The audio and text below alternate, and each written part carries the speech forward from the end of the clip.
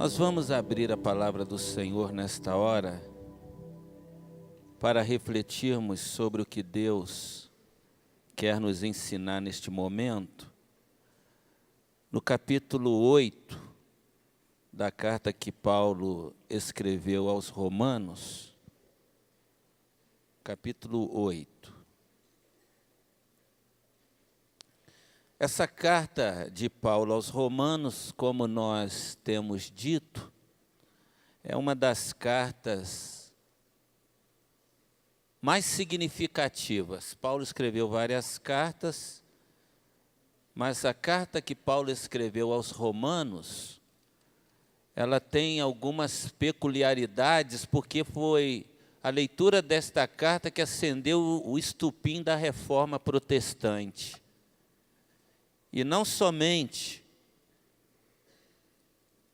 Lutero, Calvino, Savonarola, Zwinglio e tantos outros, mas também Constantino, Wesley, foram impactados pelo estudo da carta de Paulo aos Romanos, escrita de Corinto, onde ele estava hospedado.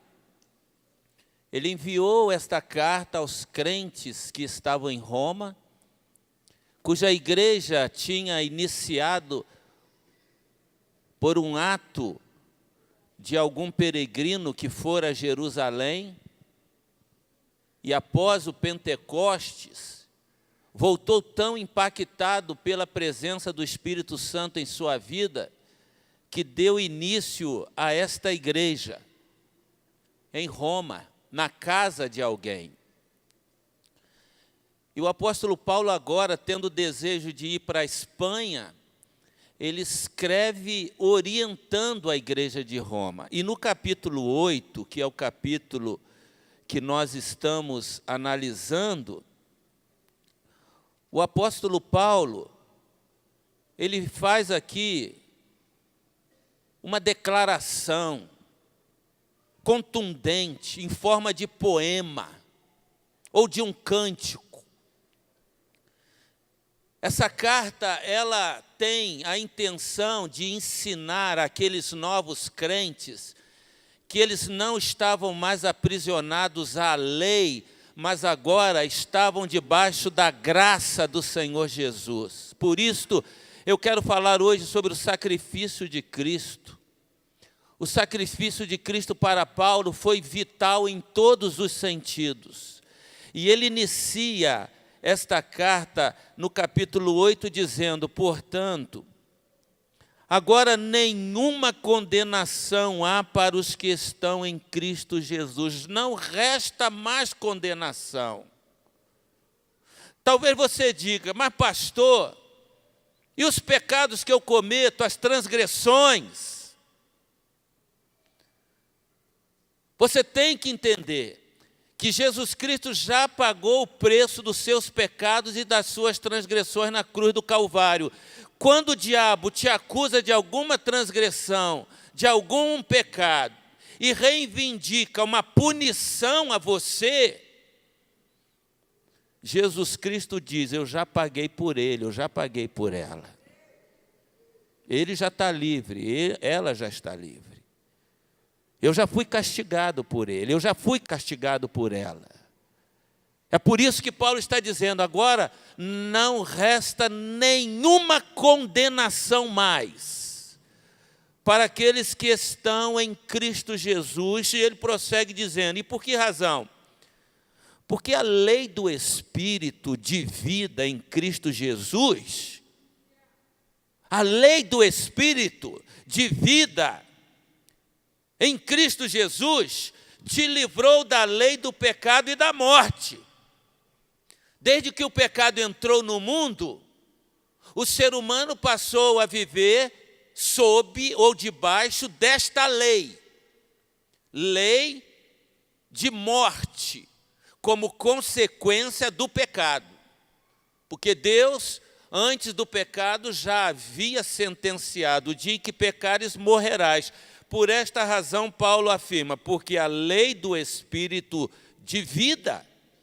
Hoje nós estamos debaixo desta lei do Espírito Santo, que nos dá uma perspectiva de vida eterna. Esta lei do Espírito da vida, em Cristo Jesus, te livrou da lei do pecado e da morte. O pecado que te sentenciava à morte foi anulado com a morte e ressurreição de Jesus Cristo. Portanto, verso 3, o que era impossível à lei, visto que se achava fraca pela carne por causa do pecado, a lei se tornou insuficiente para tornar o ser humano, para tornar a trazê-lo à vida depois de morto, porque a lei determinava que as pessoas oferecessem sacrifício para que os seus pecados fossem perdoados. De tal maneira que o próprio sacerdote, que ia oferecer as ofertas, ele primeiramente oferecia uma oferta para perdão dos seus pecados.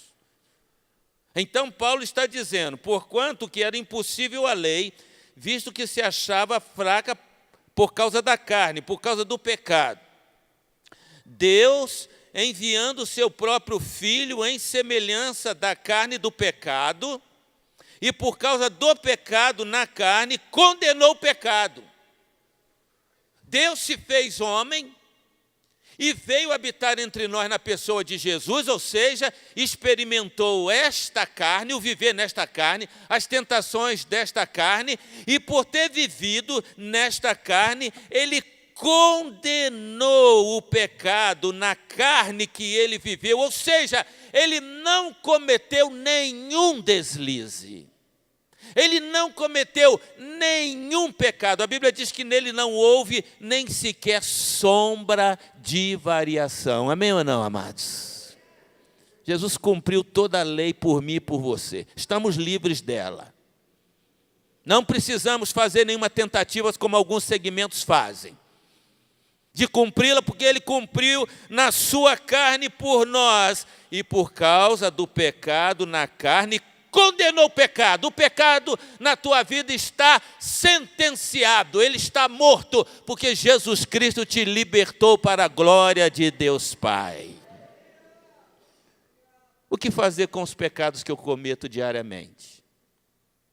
Uma coisa, só uma coisa: confessá-los. Confessá-los. Você não pode fazer nada para pagar o preço do teu pecado. Já foi pago. Mas você tem que fazer algo. Você tem que confessar. E há pessoas que se negam a confessar os seus pecados. Elas querem resolver os seus erros e sair dos seus erros, mas quanto mais elas tentam se livrar do pecado, elas mais se enrolam no seu pecado. Eu não sei qual o pecado que você está envolvido nele. Não adianta você lutar. Eu estou lutando contra o vício. Eu estou lutando contra a promiscuidade. Eu estou lutando, pastor. Não adianta você lutar. Você vai se enrolar mais. Vai se enrolar mais. Você precisa, não é de lutar, você precisa de confessar. Você precisa de confessar. E há pessoas que não têm força para confessar. Não tem força para confessar. Não é difícil o pastor detectar aquele membro que está enrolado em algum problema. Não é difícil. Você olha para ele e você vê um sinal de tristeza, quando ele ainda vem. Porque quando a coisa se torna mais séria, ele começa a se afastar. E você então detecta, algum problema há. Ele faz uma oração vazia, fria. Não tem mais motivação para ir à igreja, não tem motivação para evangelizar, não tem motivação nenhuma. Está envolvido em algum pecado e muitos estão se tentando se livrar do pecado. Estão lutando. Você não pode fazer nada para se livrar do seu erro, do seu pecado. Você precisa confessar. E quando você confessa o seu pecado, você pede perdão a Jesus, Ele perdoa todos os teus pecados. Dos teus pecados eu nunca me lembrarei mais. Ele os cravou na cruz do Calvário. Ele pediu perdão por mim e por você. Pai, perdoa-lhes porque eles não sabem o que fazem. Você não tem que lutar. Você tem que confessar e procurar viver uma vida na presença do Espírito Santo de Deus, que desde o dia que você se entregou a Ele, o Espírito Santo te tomou a tua vida. É uma questão de fé e agora você tem que andar em Espírito, é o que diz a palavra do Senhor. Andar em Espírito. Eu não ando pela carne, é isso que Paulo está dizendo. Ande em Espírito. Não cumpra as concupiscências da carne. Você é que faz a opção, não é Deus. Você já está em Espírito. Ande em Espírito. Não ande segundo a carne. Andar em Espírito é abominar as coisas da carne e procurar as coisas que são de Deus. Eu não quero andar segundo a carne. Você tem que fazer a opção. Eu não quero. Eu sou fraco, eu estou orando. Ora por mim, irmão. Você converteu de verdade ou não? A pergunta é esta. Quem converteu-se de verdade não anda mais segundo a carne. Anda segundo o Espírito. E é isso que o apóstolo Paulo está nos falando quando ele escreve à igreja que está em Roma. Jesus condenou a carne já está morta, os prazeres carnais já estão crucificados. É por isso que Paulo diz, eu já estou morto com Cristo. Gálatas 2:20, eu não vivo mais, é Cristo que vive em mim. A vida que eu agora vivo na carne, eu vivo na fé do Filho de Deus, o qual me amou e se entregou a si mesmo por mim. Morto vivo. Ele estava vivo, mas dizia, eu já estou morto. Você tem que dizer o mesmo, eu estou morto, eu estou morta.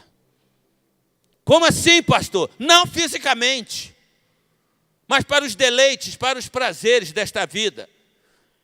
Não quer dizer que você não vai mais à festa, não quer dizer que não vai cumprir seus compromissos, ter suas atividades. Não estou falando sobre essas coisas, mas nós vivemos entre luz e trevas e você sabe o que é luz e o que é trevas. Quem anda em espírito anda na luz, mas quem não anda em espírito anda nas trevas. E não tem meio termos. Não são minhas palavras, são palavras de Paulo e eu continuo aqui. Verso 4 ele diz, para que a justa exigência da lei se cumprisse em nós, que não andamos segundo a carne, mas segundo o Espírito. Jesus pagou o preço na cruz para cumprir as justas exigências da lei. Por nós. Por nós quem? Nós que não andamos segundo a carne, mas andamos segundo o Espírito. Ele não está fazendo suposição, ele está fazendo afirmação. Nós que cremos em Jesus não andamos segundo a carne. Nós andamos segundo o Espírito. Agora vamos nos aprofundar. Continue acompanhando. Pois os que são segundo a carne inclinam-se para as coisas da carne. Quem anda segundo a carne, inclina-se para as coisas. O problema está na inclinação. As coisas desta vida é que te chamam a atenção, é que te prendem, é que te levam. E você vai ser sendo levado, e depois não tem mais volta. É por isso que temos que orar uns pelos outros. É por isso que você tem que jejuar, mortificar a carne, dominar a carne. E muita gente nem sabe por que faz jejum. É para você mostrar, carne, aqui quem manda é o Espírito, não é a carne. Não é a carne. Você tem que vigiar. Porque Paulo diz, escrevendo aos Efésios, no capítulo 6, a nossa luta não é contra carne e sangue, não é luta armada, mas ele diz, é contra os príncipes das trevas, é contra o exército demoníaco. Então você tem que manter vigilância. Os que são segundo a carne inclinam-se para as coisas da carne, mas os que são segundo o Espírito para as coisas do Espírito. Vamos numa oração, irmão? Vamos. Vamos na leitura bíblica? Vamos, irmão. Vamos na ação social? Vamos, irmão. Vamos num projeto de evangelização? Vamos, irmão. Vamos para a igreja? Vamos, irmãos. Agora, vai você para a internet ver filme pornográfico. Vai você para a televisão buscar filme pornográfico.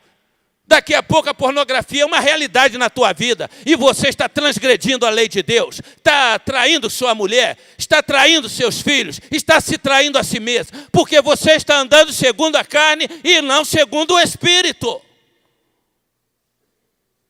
Quando essa tentação vier a você, está repreendida em nome de Jesus. Deus tem misericórdia de mim, deve ser a tua oração. A tua mente tem que ser pura. Senão você vai andar segundo os ditames da carne. E nós estamos no mundo, mas nós não somos do mundo. Ou você acredite nisto, ou abandone Jesus. Ele nos chamou para implantarmos o reino dos céus na terra, e não para vivermos conformados aos padrões da terra. Precisamos ajudar uns aos outros em oração. Porque o diabo está ao nosso derredor, ele não está em redor. Parece que não há diferença, há muita diferença. O diabo está em derredor, porque ao seu redor estão os anjos de Deus para te proteger. É só você pedir auxílio do alto, que a ajuda do alto virá sobre a tua vida. Os demônios estão ao derredor. E quando você pende para a carne, ele entra, porque os anjos de Deus não podem te proteger. Os que são segundo a carne inclinam-se para as coisas da carne. Mas os que são segundo o Espírito, para as coisas do Espírito, porque a inclinação da carne é morte. A inclinação da carne é morte. A inclinação da carne é miséria. A inclinação da carne é lixo, porque os demônios só podem atuar no meio do lixo. Só podem atuar onde há morte. Só podem atuar onde há podridão. Por isso Paulo está dizendo, a inclinação da carne é morte, mas a inclinação do Espírito é vida e paz com Deus. Você pode estar passando todos os problemas da vida, mas está de bem com Deus, porque você anda segundo o Espírito. Portanto, verso 7. A inclinação da carne é inimizade contra Deus. Se você está buscando os prazeres da carne, não adianta dizer que está na igreja, não adianta que você faz isso, faz aquilo outro. Você está de mal com Deus. A inclinação da carne é inimizade contra Deus, pois não é sujeita à lei de Deus. Lembra-se do início que eu falei? Nós estamos debaixo da lei do Espírito e não debaixo da lei do pecado e da morte mais. A inclinação da carne é morte. Mas a inclinação do Espírito é vida. E se você inclina-se para as coisas da carne, você se torna inimigo de Deus. Porque a carne não é sujeita à lei de Deus e, em verdade, não pode ser, não há como ser. E os que estão na carne não podem agradar a Deus. Não pode, você não está agradando a Deus se você não está andando o Espírito. E eu quero terminar dizendo para você, e vou dar continuidade posteriormente, mas no verso 9 ele diz algo tremendo, ele diz, vós Ele está escrevendo para a igreja de Roma, e a carta escrita à igreja de Roma seria o mesmo que ele dissesse: eu estou escrevendo a PIB de Juiz de Fora, ou a qualquer igreja em qualquer lugar do mundo. Vós, porém, não estáis na carne. Porque se nós entregamos a vida a Jesus, nós estamos em espírito. Vós, porém, não estáis na carne, mas no espírito. Se é que o Espírito de Deus habita em vós. Porque se alguém não tem o Espírito de Cristo, esse tal não é de Cristo. Se o Espírito Santo habita em você, se você entregou a tua vida a Jesus, como eu afirmei aqui, Efésios capítulo 1, versos 11, 12 e 13, Paulo diz que o Espírito Santo, ele nos sela.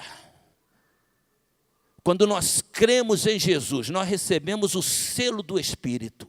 Ele está em nossas vidas. Paulo disse: se é que você teve uma conversão verdadeira, se você entregou tua vida de verdade para Jesus, você não está mais na carne, mas você agora está no Espírito. Se é que de fato a tua conversão foi verdadeira. Porque se alguém não tem o Espírito de Cristo, esse alguém não é de Cristo. Esse alguém não passou pela regeneração, não passou pela transformação. E alguém que tenha passado por esta transformação vai sempre buscar viver no Espírito Santo de Deus. Que Deus nos abençoe nesta noite, que nos ajude a entender que precisamos andar segundo o Espírito de Deus. Que você que nos ouve nesta hora possa tomar essa decisão de seguir a Jesus de verdade, não como um líder religioso, mas como aquele que veio para ser o Senhor das nossas vidas e que prometeu do seu Espírito para habitar na vida de todo aquele que nele crê. E que você, se porventura está enfrentando alguma crise em relação a pecados, que você possa fazer uma avaliação. Confesse os teus pecados, peça perdão, e Jesus vai te perdoar de todos os seus pecados. Foi por isso que ele morreu e ressuscitou dentre os mortos. O sacrifício dele é suficiente para perdoar os nossos pecados.